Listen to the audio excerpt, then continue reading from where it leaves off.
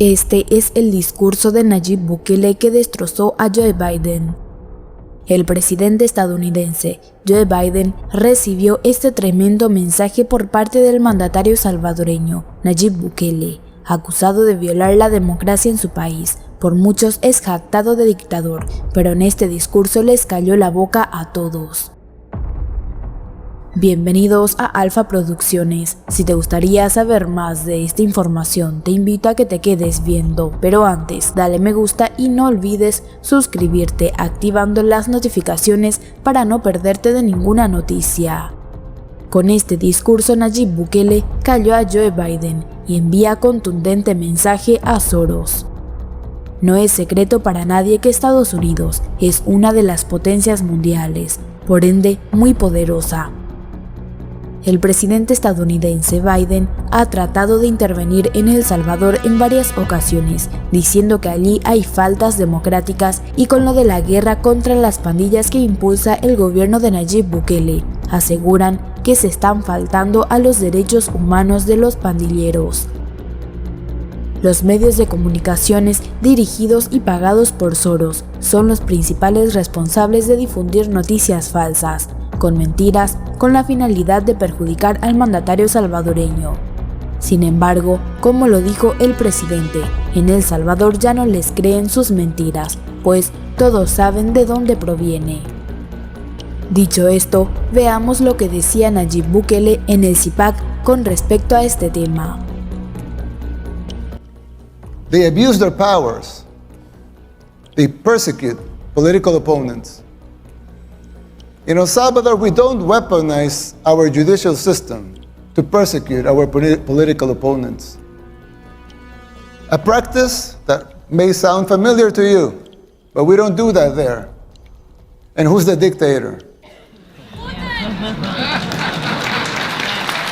The global elites in the media, they work in conjunction, they run some stories and publish them, same pictures to reinforce their agendas. You're no strangers to that. Here in the United States, we deal with that in El Salvador too. That is the free press that they talk about? Please. I always criticize the defenders of institutionalism. Not because I don't think strong institutions are paramount and necessary for a democracy, but because I find them very hypocritical. They don't seem to have the same standards for themselves as they are trying to impose on others.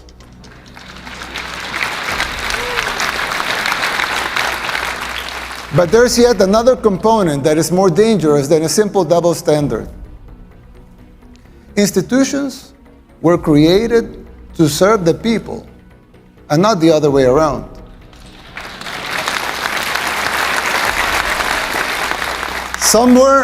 Somewhere along the way, those people forgot their fundamental purpose, which is more important than the institution itself. When the judicial system was created, it was created out of the necessity to bring justice. But now, it seems like survival and control of the judges, of the AGs, among others, are paramount. And the need to bring justice is merely a little more than an afterthought. Another example, the police was created to bring law and order. Let them seek law and order then. But now some of them are even afraid to do their job because they fear the consequences for doing it. They should be encouraged to fulfill their foundational roles without fear of repercussions that distract them from their missions.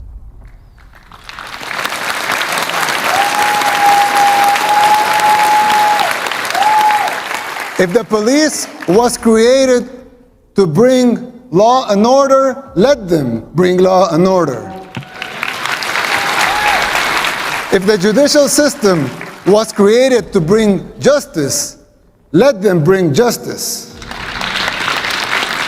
Let them protect their purpose at all costs. Same goes with the press. Let them be free. A democracy needs a free press.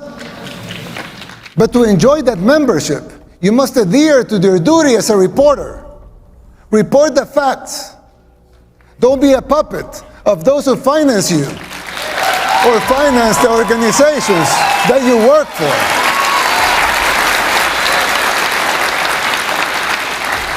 Your freedom of speech will always be protected.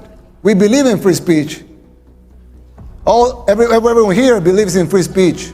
Your free speech will always be protected. But don't call yourself a journalist if you're just an activist.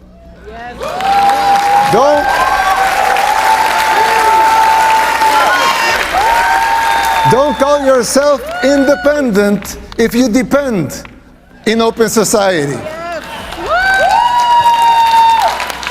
Soros NGO for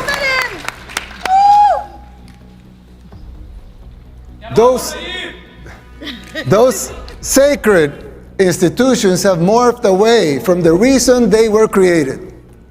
We should not defend those institutions for the sake of being institutions. Instead, we should defend the principles that created those institutions in the first place.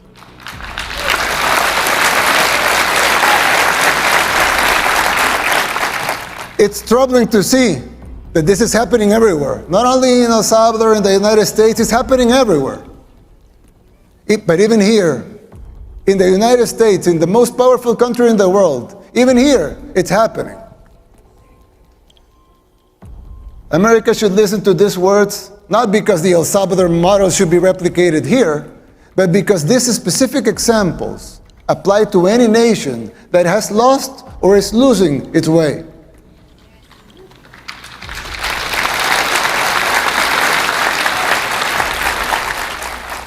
Ask yourself why this is happening, who is supporting it, and whether it's by ignorance or by choice. And fight it. Fight it with all your heart and soul, and be the beacon of hope. And be the beacon of hope that your founding fathers, with all their faults like every human being has, dreamt for your country.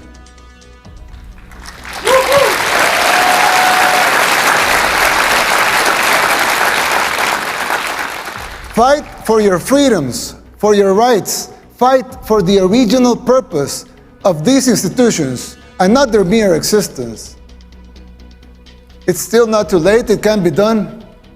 It is time to erase these new paradigms that have been imposed in the recent years that make no sense.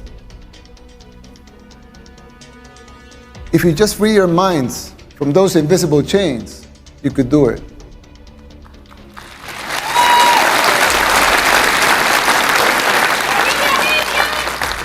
This shift is an extremely dangerous trend that undermines these institutions. Effectiveness and their credibility is at stake, both home and abroad. This is a warning from a friend.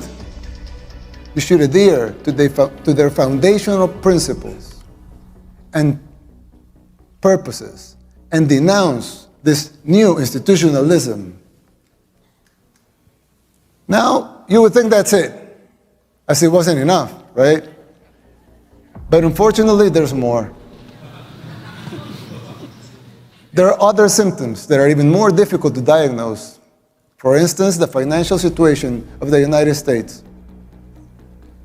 When I talk to my conservative friends right here, they always tell me that the problem is high taxes.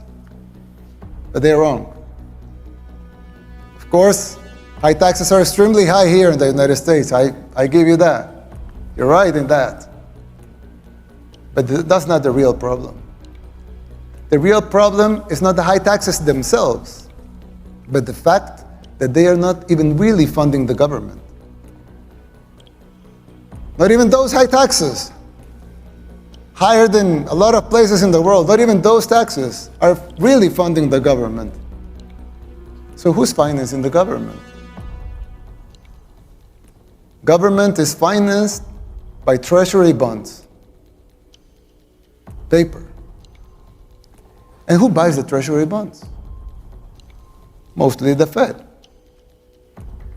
And how does the Fed buy them? By printing money. But what backing does the Fed have? for that money being printed. The treasury bonds themselves. So basically, you finance the government by printing money out of thin air. Someone could ask, well, so if the government can print the limited amounts of money out of thin air, why do they collect taxes?